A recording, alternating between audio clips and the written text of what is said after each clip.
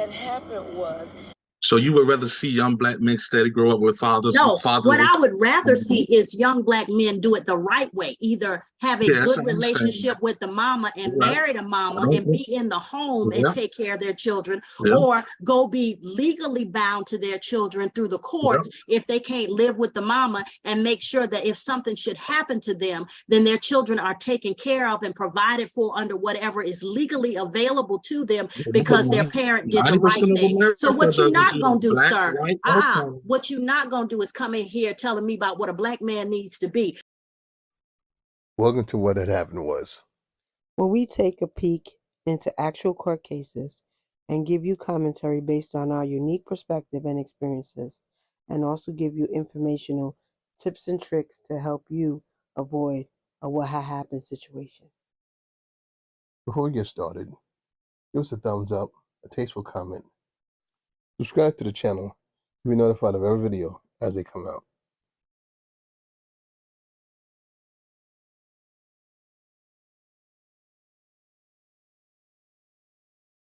(4421) CR 05972, Tadrika Riajanesia Gibson, speeding 35 plus miles an hour. You're entering a plea of NOLO on the case 2022 CR 06344 for count 1 battery, count 1 battery family violence, count 2 battery, count 3 simple battery family violence, count 4 simple battery, and count 5 simple battery. You're entering a plea of guilty. Guilty to counts 1 and 5. Counts 2, 3, and 4 will merge by entering a plea on the case 2022 CR 06345. Where the incident occurred, he observed a motor vehicle that was being later determined to be operated by the defendant, Ms. Gibson, traveling at a high rate of speed, and through radar detection determined that it was 75 miles per hour in a 45 mile per hour zone. The officer initiated traffic stop and made contact with the driver of the vehicle and determined, when the vehicle stopped, Ms. Gibson jumped out of the vehicle. And left her baby in the car? No, I didn't do that. You grabbed the baby when you ran? My kids actually got out of the car. We were at the gas station. Oh, so y'all was all fugitives? No, when I pulled into the gas station instead of on the side of the road. So she's in a domestic situation. Somehow, yeah. The domestic violence. So she's in a physical altercation, I guess. We're speculating here, but this it's a good shot. Because in my little brain, it somehow starts. I'm picturing it. They had to come to that conclusion because it's going so far right now. It started off she was speeding and got pulled over. So she's in a domestic situation. Right. Pulls off with the children. Okay. Speeds off. All right. And then the radar pulls her over. No, the radar didn't pull over. No. All right. The police pull over. The radar can't pull over. Machine still. Yeah, we're not there yet. We didn't. Robot police haven't arrived yet. No, we haven't gotten to the robots or the humanoids yet. None of that stuff. No. Wait. On a side note, you know how long it's been since RoboCop came out? Yeah. Yeah, you know how long it's been since that book, The Humanoids, came out too? That was in the 70s. Well, I mean RoboCop. But RoboCop is more soon. Everyone knows RoboCop. They never made a movie with that book. That was crazy too. Okay. So she gets pulled over. Yes. And then I guess when she's pulled over, she jumps out of the gas station. Yep. And I guess the person's like, I want to press charges on that woman. Well, we'll find out in a minute. We'll see. Okay. Go ahead, Ms. Jean-Pierre. All right. It was determined that the defendant did not have a valid driver's license, nor was the vehicle that she was operating have valid registration. Additionally, the officer observed that the 3 children that were in the back seat were not properly secured in the car seat. The 2-year-old was sitting in the 2-year-old was sitting in the car seat, but was not strapped in. Wow. This just went from bad to worse. There's a lot of bad decisions being made in this on this day. With a lot of bad decisions. So she put the children in a car. Yeah. Before she sped off. That's it. And the baby's not even strapped in a car seat. And she's driving. None of them were strapped in. She just threw them on the back seat. Oh, they just got in. Yeah, everyone seemed to feel there's some sort of force field in that back seat. They just get them in and just roll out. Just had them in, and now she had no license. No license. And no registration.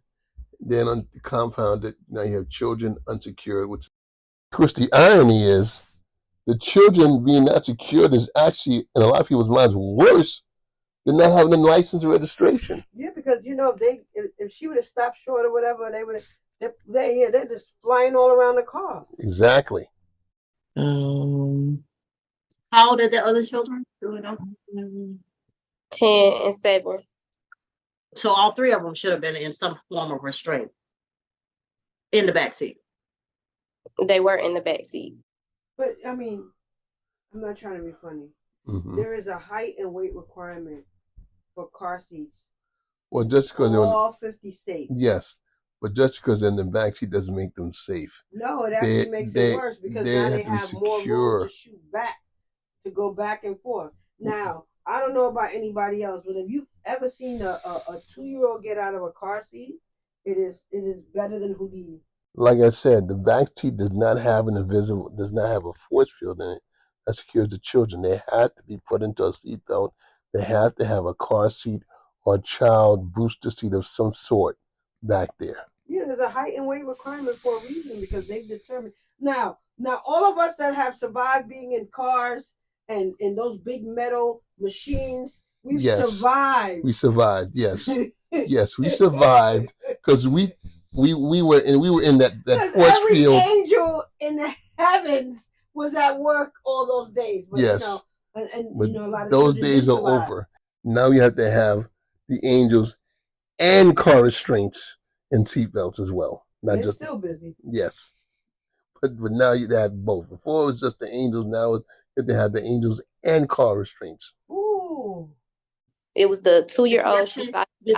Miss Gibson, it's not going to help you to keep popping off because by law, until your child is 85 pounds, they're supposed to be in a child restraint booster seat in the back seat and strapped in. So you had a 10 and a 7. I'm sure neither one of them were 85 pounds. So you just keep popping off, but you're not making your situation better because you're still wrong as 2 left shoes. You know what? Maybe she has a special car and it has like special molecular properties in the back seat that when you put the children in, it creates like a force field that will stop any and all things from happening in the back seat.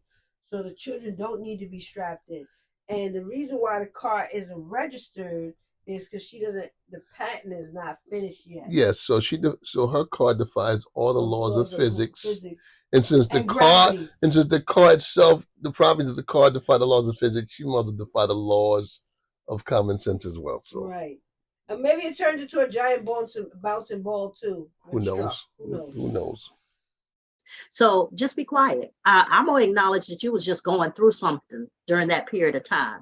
Because like I said, your bond should have been revoked after the second case. But let's just say you was going through something. Don't erase that from my mind by keeping popping off. Because I'm giving you the benefit of the doubt. Go ahead, Ms. Jean-Pierre. Yes, Your Honor. So she was taken into custody and I think her children were left with their mother. The state is recommending for count 1, 12 months to serve 2 days, the balance to be probated, a $500 fine. Count 2 to be no price. Count 3 to be no price. Count 4 to be a $100 fine. And count 5, 12 months probation, $300 fine. What's that? Driver improvement course, but probably necessary. It can terminate upon completion, Your Honor. Oh, I'm sorry, and $50 for count 6. Mr. White, I'm sure you have something to tell me about Miss Gibson and her circumstances at the time of these 3 interesting cases. No, Your Honor. We just ask that you accept the negotiated plea. All right. Let me do a little figuring here. Let's talk. So, ma'am, on the case 2021 CR 05972, where you were going 98 miles per hour in a 65, I'm going to accept your plea of NOLO. I'll send you to pay a fine in the amount of $500. That's going to be $737.50 with the surcharges. You're also to take a driver improvement course. You'll find that course on the website for the Georgia Department of Driver Services. Don't just Google. You're going to go to the actual state agency that issues your license. You're going to go to their website. They have a pull down menu. Choose one of those courses in a county that's convenient to you.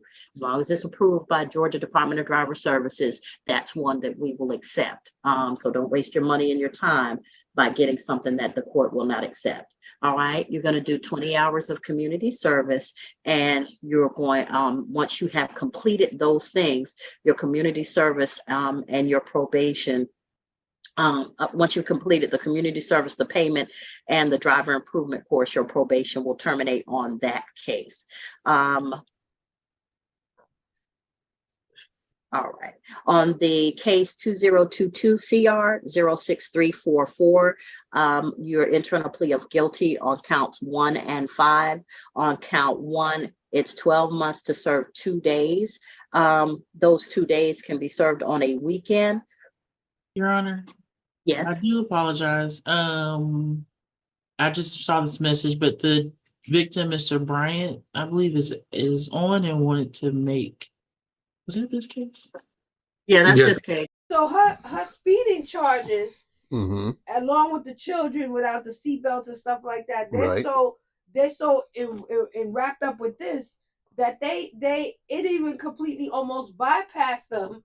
That there's a victim. Yes, it usually is in domestic violence. There's a domestic but that this started because of a domestic violence situation. Right. So now they have to uncover that layer of this onion. Yeah, sure to know do. What happened? So now the victim is coming in to make his statement. Let's see how this goes. Raise your right hand, Mr. Bryant. You solemnly swear or affirm any testimony you give in this matter will be true. Yes, ma'am. All right, you can put your hand down. Go ahead, sir. Tell me what you want me to know. Well, she's my child's mother, and I would have to have some form of contact with her. Sir, let me disabuse you of that. So he said that he has to have some sort of contact with her. Because he's the victim and the father of the children but he has with her. So that's where there's a kind of a conflict, because remember, now in domestics, you stay away from each other. Right. Because, you can, but in this instance, he's the father of the children. Well, they don't have a force field set up in the house? I think the sensors were down at that moment. Maybe, yeah. Ooh, and then, that's probably what happened. And then the red alert kicked in afterwards. And if they live together, he has to now leave the house. He sure does. Because, and now this way, I guess it comes back to bite him. Because he has to leave the house because they're in a domestic situation. Exactly. They have a domestic violence and they're supposed to stay away from each other. So if he has nowhere to go, I guess he's trying to tap dance, fix the situation now. Can't fix it now. Too late. If y'all haven't had these children in marriage, or if you weren't married soon after the birth of the children, and if you haven't gone to Superior Court and legitimized the children, no, you do not in fact have to have contact. The only contact you're required to have under those circumstances is you can pay child support. You can send it through child support enforcement, or you can send it child support money only, no contact, no talking, no baby I love you, none of that stuff, through the mail at the home where the children reside. So no, sir, you do not have to have contact. So Georgia is one of these states that require, it's mostly the southern states. I know South Carolina also has it too, that you have to legitimize the child. So it means the father, in spite of the fact that he signed the birth certificate establishing paternity, he still has to go down to the court, file the paperwork saying that he is the legal father of the child and legitimize the child. Here's the kick about that whole process. He can go down, file, do everything, and the mother can be served with the papers. She can turn around and say, I do not accept it. But go ahead, continue. Well, being a black man and raising a black son, I would... Well, being a black man raising a black son, you should have married the mother, or you should go to court and get the child to be legally yours. So until such time as that child is legally yours, biological, I don't care about. Until the child is legally yours, I don't have to consider any of this. This is an example of how the children, even though birth certificates are signed, are still illegitimate. Because if you look at the birth certificate, it says statement of paternity. It doesn't say, and so now if they were married, he wouldn't have had to do anything. They would just have visitation. But he's upset because the judge is calling him out on what's going on. But he's not realizing that the judge didn't bring them there. They weren't subpoenaed. They were brought there because, one, they had a domestic situation. Yep. Two, she sped off in a car, no license, no registration, and the children didn't have seatbelts or car seats. So this could have turned into something far worse, because had she gotten into an accident, nobody would be standing there here talking about whether the children are legitimized or not. They would just be it would be a horrible accident, and they would just be pictures and teddy bears on the side of the road. Exactly. Even if they were wearing seatbelts, if they're not the correct height and weight for them to have seatbelts on, because those seatbelts are established for a certain height and weight requirement, and if they're not in a car seat or anything like that, and they stop short or anything, it doesn't. The seatbelt could sometimes do more damage than good. We have another subscriber to the force field method of driving. No, I don't know. I can't understand why. She's fleeing, but woo. And then once again, if something horrible would have happened, he wouldn't be in front of the judge arguing about what happened. He would be crying about his children. So put what state you're from, and what if your state requires you go down to court and legitimize the child, or you can just do the acknowledgement of the state of paternity just on the birth certificate to establish yourself as a parent, as the parental figure. Leave it in the comments. Leave it in the comments. So you would rather see young black men steady grow up with fathers? No, what I would rather see is young black men do it the right way. Either have a good relationship with the mama and marry the mama and be in the home and take care of their children, or go be legally bound to their children through the courts if they can't live with the mama, and make sure that if something should happen to them, then their children are taken care of and provided for under whatever is legally available to them, because their parent did the right thing. So what you're not gonna do, sir, what you're not gonna do is come in here telling me about what a black man needs to be. I've been black a long time, so I know I'm older than you and your baby mama. Probably put your ages together, I'm that age. So let me tell you something. When you want to do something the right way, do it the right way. But what you're not going to do is play on my sympathy, talk about you don't want a black man to raise his son. If you wanted to raise your son the right way, you should have done it the right way from the beginning. You out here having 3 kids with this woman, and then y'all can't even get along enough to raise the child. He won't stop going back and forth with her. He's not going to. He's wrong and strong. He can't. He made a bad decision. He made 3 bad decisions. Well, I'm not going to say he made 3 bad decisions. No, he made 3 bad decisions. Because he had 3 opportunities. He had 3 times he made a decision to not legitimize his children. Okay. 3 times. I'll give you that. 3 bad decisions. I'll give you that. Because once again, if with the first one, the second one, there's 10, 7, and 2. Yeah. So he could have went down or they could have been married already. Well, because they're in a relationship. If I'm not mistaken, I think they live together. So they've been living together for a while. There's 3 children. Yeah. And yet they still just won't, I guess, because the marriage makes it real, the children don't. Again, the fear-based, that people are afraid of marriage these days. They don't really want to, they'll commit as long as they're not committed to each other, which makes no sense, but it's what it is. It comes down to he and her are in a committed relationship, but they don't want to solidify it legally. Because they're making marriage look very distasteful. But you know what it is? I think a lot of people would look at these celebrities and they think about like these divorces cases, and they say, oh, these millions of dollars. Well, I don't have millions of dollars, so I don't have anything to have a prenup for. I don't have whatever little change I have in my pocket. That's it. Bottom line is everybody pays one way. Everybody pays. Everybody pays. Everybody pays. One way or another. It's just what it is. It doesn't matter. So all that is just a bunch of nonsense. It's just, you want to just go ahead and get it together, because you're going to pay. No matter what you do, you're going to pay. If you get married, you get divorced, you're going to pay. If you get married, you got to pay for that. You're going to pay. If you don't want to get married and you got to go to child support, you're still going to pay. So you're not getting around it. So people should make better decisions. Stay tuned for part 2 of what had happened was.